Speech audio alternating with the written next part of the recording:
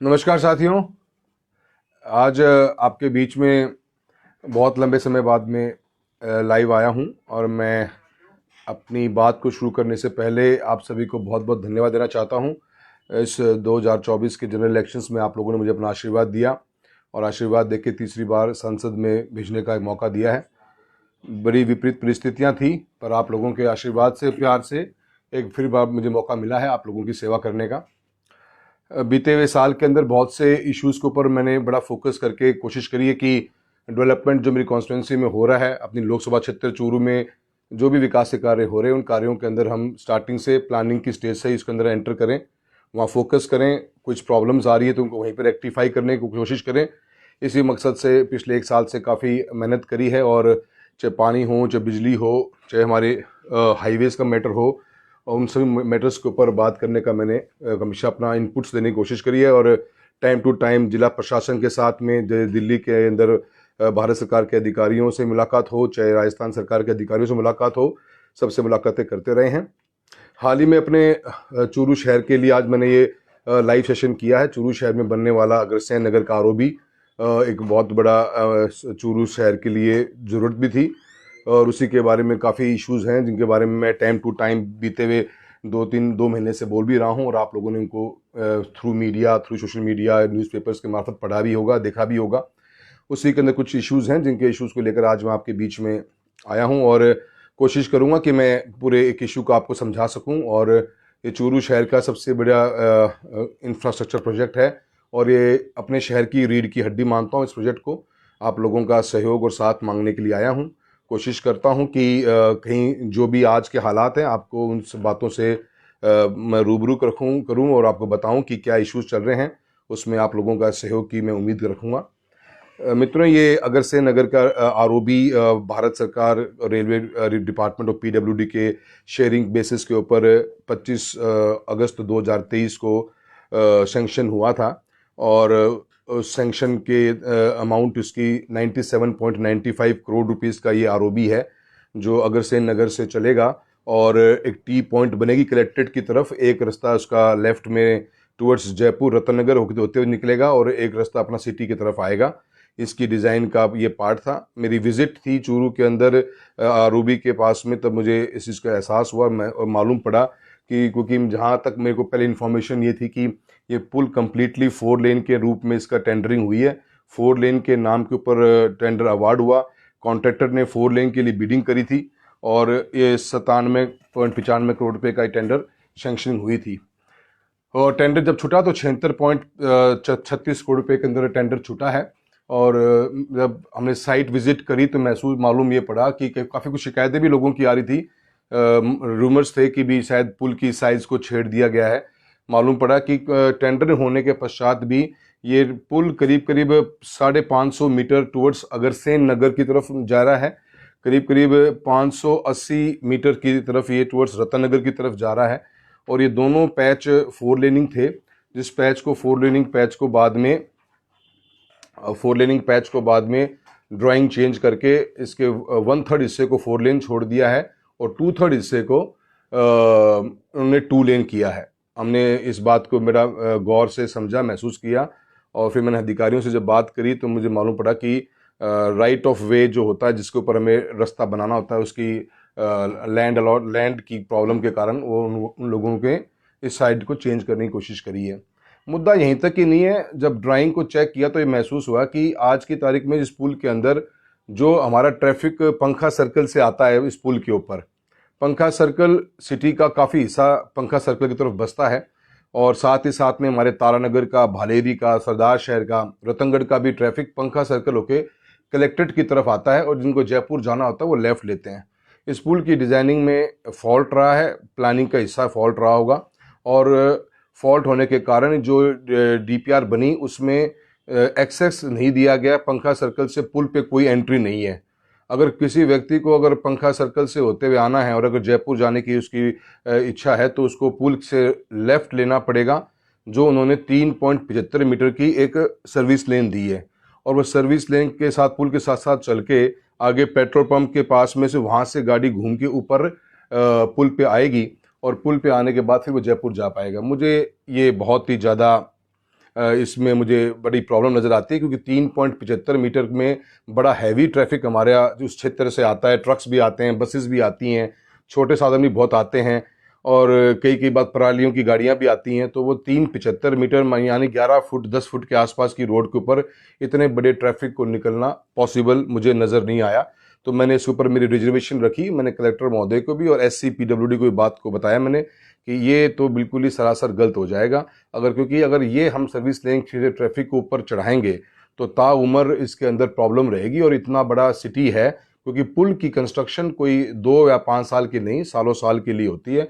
40 से 50 साल की डिज़ाइनिंग होती है। फ्यूचर में ट्रैफिक और भी बढ़ेगा, तो ये 3-10-11 फुट की रोड इतने बड़े ट्रैफिक के प्रेशर को झेल नहीं पाएगी। ये हमारा सबसे बड़ा रिजर्वेशन था, जिसके ऊपर हमने सरकार के सभी संबंधित अधिकारियों से, मैंने प्रशासन जिला लेवल के ऊपर बात करी। और साथ ही साथ जब रतन नगर की तरफ जो पुल मुड़ता है अगर नगर से ऊपर चढ़ने के बाद में, उस पुल के अंदर भी उन्होंने 550-580 मीटर का पुल था, उसमें उन्होंने करीब करीब 300 मीटर 2 लेन कर दिया, और 150 मीटर 350 मीटर तो 2 लेन है, और 150 मीटर के लगभग वो 4 लेन पुल रह गया। वो भी पुल जब नीचे उतरेगा तो 50 मीटर बाद में दोबारा से हमारा पुराने वाला पुल स्टार्ट हो जाता है, जो आज की तारीख में पिछले 10 साल से भी ऊपर हो गए, वो हैवी व्हीकल के लिए बंद है। अब ऐसे केस के अंदर तो वो और भी ज़्यादा चिंता का विषय ये बन जाता है कि पुल से आप उतरोगे, फिर दोबारा पुल पे चढ़ोगे, और उस पुल का भी कोई डिसीजन इस प्रोजेक्ट के अंदर लिया नहीं गया। इसका भी रिजर्वेशन मैंने कलेक्टर को भी और SC महोदय को भी बताया कि भी ये तो बिल्कुल गलत हो जाएगा, क्योंकि अगर हम ऐसे डिज़ाइनिंग करेंगे तो आने वाले समय के अंदर तो हमारे क्षेत्र के अंदर इसमें हमेशा जाम लगेंगे, एक्सीडेंट्स के चांस बढ़ जाएंगे, और पब्लिक एट लार्ज बहुत ज़्यादा परेशान होगी। तो उस पर भी हमारा उनको ये 2 बड़े इश्यूज इस पुल के ऊपर लगे। साथ साथ में जो 4 लेनिंग का हिस्सा 2 लेनिंग किया, वो 3rd सबसे बड़ा इसका प्रॉब्लम है।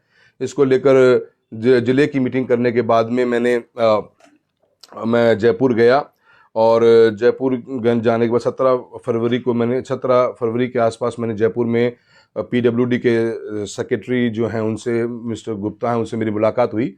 मैंने उनको सारी बातें विस्तार में समझाई। उन्होंने एक बात को एक्नॉलेज भी किया कि ये तो चीज़ गलत हो रही है, और जो चीफ इंजीनियर ब्रिज है राजस्थान गवर्नमेंट के, उनसे भी हमने बात करी कि ये दोनों चीज़ें अगर आप मिस कर दोगे तो ये पुल हमारे चूरू शहर की आम जनता के लिए नासूर बनने का काम करेगा। पब्लिक बहुत ज़्यादा परेशान हो जाएगी, और एक बार बनने के पश्चात ड्राइंग में परिवर्तन लाना बहुत ज़्यादा डिफ़िकल्ट होगा। इन दोनों मुद्दों को लेकर चीफ इंजीनियर्स ने भी और प्रिंसिपल सेक्रेटरी जो PWD है उन्होंने भी इस बात को माना, और हमने फिर एक प्लानिंग ये करी कि एक जॉइंट विजिट की जाए चूरू के अंदर, और फील्ड को भी प्रैक्टिकली देखा जाए। उसी के प्लानिंग करी गई, और 5 तारीख को जॉइंट टीम आई। चीफ इंजीनियर महोदय भी पहुंचे यहाँ पे, उनके साथ में हमने साइट विजिट भी करी, उनको पूरी पोजीशन समझाई, और वहाँ कितना ट्रैफिक आज भी पंखा सर्कल से ऊपर आ रहा है वो भी हमने दिखाया उनको, कि कल को आप इस रास्ते को बंद कर दोगे तो ये रास्ता कैसे पब्लिक यहाँ पे आ पाएगी। और साथ ही साथ उस जॉइंट विजिट के बाद में हमने कलेक्टर महोदय के से भी मुलाकात करी, और कलेक्टर महोदय के को भी इसके बारे में अवगत कराया, और कलेक्टर महोदय ने भी इस जॉइंट टीम के साथ में एक मीटिंग करके ये फैसला लिया गया कि राजस्थान की सरकार को इस प्रपोजल भेजा जाए कि हमारी जो पहली डिमांड है, वो हमारी पहली डिमांड ये रहेगी कि पंखा सर्कल से भी हम एक पुल को एक हम फ्लाईओवर के साथ कनेक्टिविटी ऊपर टॉप पे करें। हमारा करीब 550 मीटर का एक रैंप बनके जो पुल रतन नगर अग्रसेन नगर से आ रहा है और पंखा सर्कल और जो कलेक्टेड सर्कल है उस पे आके कनेक्टिंग हो, इस तरह का हमारा एक प्लान हमने उनको ये एक सजेस्ट किया कि एक प्लान तो आप ये करिए। सेकंड, जो रतन नगर की तरफ हमारा पुल नीचे उतर रहा है उसको नीचे ना उतार के उसको एलिवेटेड किया जाए, और एग्जिस्टिंग जो पुल है जिसको सालों साल तक PWD ये बात मानता रहा कि इस पुल को डिसमेंटल करने पड़ेगा, IIT की टीम्स भी आई और इसको डिसमेंटल करने की बात चल रही थी। आज उस बारे में बात की जाती है कि वो अभी सरकार ने कुछ दिन पहले घोषणा करी है कि 20 करोड़ रुपए सैंक्शन करें उसके रिपेयर के लिए, उसको चेंज करने के लिए। तो हमने दूसरा सजेशन उनको ये दिया है कि इसको आप रिपेयर करें, डिसमेंटल करें, जैसे भी टेक्निकल जो भी डिपार्टमेंट बोलता है। और जो रतन नगर से जो पुल हमारा जो पुल अग्रसेन नगर से आ रहा है उसको एलिवेट करके उस फ्लाईओवर से क्रॉस करा के उसको आगे चूरू DTO रोड की तरफ उसको निकालें तो पूरी एक सिंगल कनेक्टिविटी बन जाएगी। हमने ऐसा ही कि ये प्लान बनाया है। आज की तारीख में मैं आपको थोड़ा नक्शा दिखाना चाहूँगा। आज की तारीख में हमारा जो ये पुल है यहाँ से रैंप उतर रहा है नीचे, 50 मीटर चलने के बाद में दोबारा चल रहा है। और फिर यहाँ से ये भी हमारा एग्जिस्टिंग पुल है रतन नगर का, रतन नगर रेलवे क्रॉसिंग का, और फिर ये नीचे उतर रहा है। हमने सजेशन किया कि पिलर पे चलेगा, रेलवे लाइन को क्रॉस करके फिर आगे उतरेगा। इसके उतरने से अपने को बहुत बड़ा फ़ायदा ये मिलेगा, आप समझेंगे इस बात को, कि इससे अपने को फ़ायदा ये होगा कि अपनी पूरी की पूरी ये जो ट्रैक है ये 4 लेनिंग हो जाएगी, और 4 लेनिंग होने के बाद में ये टूवर्ड्स DTO ऑफिस उतर जाएगी। इस मकसद से हमने एक ये प्लान हमारा कलेक्टर चूरू महोदय के मार्फत से हमने SC जो चीफ इंजीनियर ब्रिज है उनको भी दे दिया है। और साथ ही साथ में अभी हमारा एग्जिस्टिंग पुल की जो स्थिति है अपन ये देखेंगे, ये अपना अगरसेन नगर है, और अगरसेन नगर से हम यहाँ आते हैं, यहाँ से हम चूरू सिटी में जा रहे हैं। फिर यहाँ से अभी ये हिस्सा जो चौड़ा है ये 4 लेन है, फिर ये 2 लेन हो जाता है।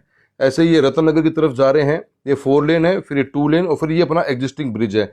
ये इतना गैप है। अभी हमने जो प्रपोजल दिया है उनको कि पंखा सर्कल से जो रोड आ रही है वो भी यहाँ पे पुल पे आके ऊपर मिले। इसके मिलने से अदरवाइज उन्होंने भी क्या प्लानिंग करी है, यहाँ से आके यहाँ आप लेफ्ट लो 10 फीट की रोड के ऊपर, आगे जाए घूम के आओ और फिर पुल के ऊपर चढ़ो। ये जो चीज़ हो रही है ये 1-2 दिन की तो बात होती है, महीने 2 महीने की बात होती है, तो हम समझ जाते हैं ये ताउम्र की खेल हो जाएगा।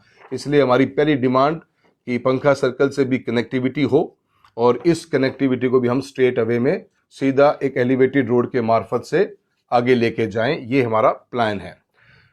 साथियों, ये वो मुद्दे हैं क्योंकि चूरू के अंदर डेवलपमेंट पे लेके हमारा जो फोकस रहा है, इसमें कई बार राजनीति बीच में आती रहती है।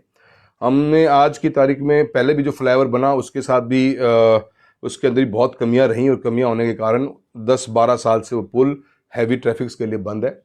हमारे चूरू के अंदर अनेकों डेवलपमेंट के प्रोजेक्ट्स आए। मैं इसको पॉलिटिकल इशू नहीं बनाना चाहता, पर मैं ये तो जानता हूँ कि एक सांसद होने के नाते मेरी जिम्मेदारी है कि मैं आप मेरे चूरू के जितने शहर के निवासी हैं, आसपास के गांव के लोग हैं जो इस रोड को रोज़ यूज़ करने वाले हैं, उनके लिए मेरा फ़र्ज़ है कि मैं आप लोगों को इसके अवगत कराऊं, रूबरू हूं आपसे, और ये बताऊं कि ये लिटरली बहुत बड़ी प्रॉब्लम है।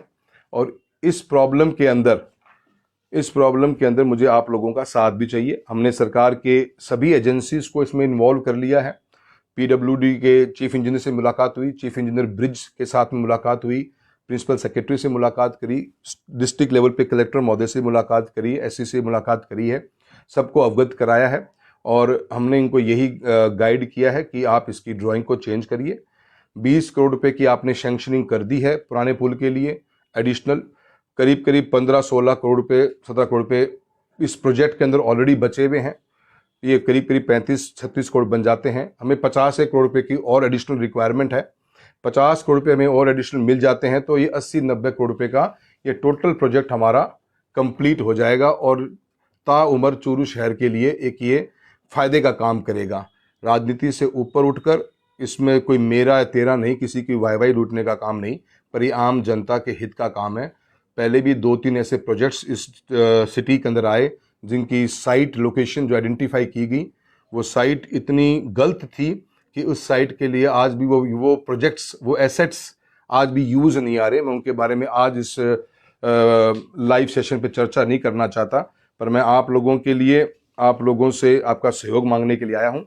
एक हैशटैग चलाया हमने, हम चाहते हैं सोशल मीडिया के इस प्रोफाइल के ऊपर हम सब लोग जुड़ें, हर शहरवासी इस पे जुड़े, हर शहरवासी इसके अंदर अपना योगदान दे। धरना प्रदर्शन अभी मैं करना नहीं चाहता, हमने सरकार को मौका दिया है। हम उम्मीद करते हैं कि बजट की लास्ट स्पीच के टाइम पे मुख्यमंत्री महोदय चूरू की जनता के लिए ये 50 करोड़ रुपए की एडिशनल सौगात देने का काम करेंगे, ताकि लाइफ लॉन्ग ये जो हमारी प्रॉब्लम है, ये पुल नहीं हमारे जीवन का नासूर बन जाएगा। पुल हमारे जीवन के अंदर रोज़मर्रा की जो लाइफ हमारे लिए नासूर बनेगा। इस प्रॉब्लम को सॉल्व करने के लिए हमारे पास यही बेहतरीन टाइम है। अगर हम आज चूक गए और हम अब चूक गए तो हमें सालों साल लड़ना पड़ेगा इस पुल को ठीक कराने के लिए। मेरा ये मानना है और मैं पूरी उम्मीद करता हूँ कि आप लोगों को मुझे आशीर्वाद और साथ मिलेगा। हम एक हैशटैग हम चला रहे हैं, हम इसको आज लॉन्च करेंगे। मैं चाहता हूँ कि आप सब लोग पूरे सिटी, हर जाति धर्म पार्टी लाइन से ऊपर उठकर अपने बच्चों के लिए, अपने खुद के लिए, अपने आने वाली जनरेशन्स के लिए इस प्रोजेक्ट के ऊपर अपना फोकस दीजिए, थोड़ा योगदान दीजिए। हमारी कोई बड़ी डिमांड नहीं है, हमने कहीं पे भी गलत नहीं कहा। अगर गलत हम कह रहे हैं तो डिपार्टमेंट आके बोले। कई लोगों ने तर्क ये भी दिया है कि हम सिटी का बाईपास बन जाएगा। ये बाईपास बनेगा आज के जब भी बनेगा वो बाईपास कभी भी सिटी की बसेस को ख़त्म नहीं कर पाएगा। वो बाईपास कभी भी सिटी में आने वाले ट्रक्स जो लॉजिस्टिक्स सप्लाई करते हैं, जो रोज़मर्रा की ज़रूरतें, हमारी गैस है, पेट्रोलियम है, हमारे डेली के हमें परचून का हमारा सामान जो गाड़ी लेके आती हैं, उनको कभी भी बाईपास ख़त्म नहीं कर पाएगा। हमारे छोटे व्हीकल हैं वो हमारे कभी हट नहीं पाएंगे। और 10 फीट की रोड से मैं दोबारा से बोलना चाहूँगा, 2 मुद्दे इसमें इंपॉर्टेंट हैं। इसमें 2 मुद्दे जो इंपॉर्टेंट मेरे वो ये हैं कि पंखा सर्कल से आज की तारीख में इस पुल के ऊपर कोई कनेक्टिविटी नहीं, हमें वो कनेक्टिविटी चाहिए। सेकंड, रतन नगर के अंदर जो हमारा एग्जिस्टिंग फ्लाईओवर जो खराब हो चुका है, जो हैवी व्हीकल्स के लिए बंद है, उसको डिसमेंटल करें, रिपेयर करें, तो उसकी कनेक्टिविटी एक एलिवेटेड रोड के रूप में हो, जो इस रतन जो अगर से नगर से आने वाले पुल के साथ कनेक्ट हो जाए। वरना 50 मीटर उतरो, मतलब उतरो फिर 50 मीटर बाद दोबारा चढ़ो, वो वाला इशू हम नहीं चाहते। तो दोनों कनेक्टिविटी, दो हमारे सबसे बड़ी डिमांड है। मैं आप सभी साथियों से उम्मीद ही नहीं, मुझे पूरा विश्वास है कि आप इस हैशटैग पे अपना समर्थन देंगे। हम एक पिटीशन भी साइन कराने की सोच रहे हैं, ताकि इसको हम, ये जरूरी नहीं कि हर बार हम बदलते हुए माहौल में वैसे जी रहे हैं। आज सोशल मीडिया का ज़माना है, हम अपनी वॉइस को रेज करने का हमारे पास में एक बहुत बड़ा प्लेटफॉर्म है। आने वाले 2, 3, 4 दिनों में हम जितना हो सके इसको मैक्सिमम पुश करें। सरकार तक इस बात को हमने पहुंचा दिया है।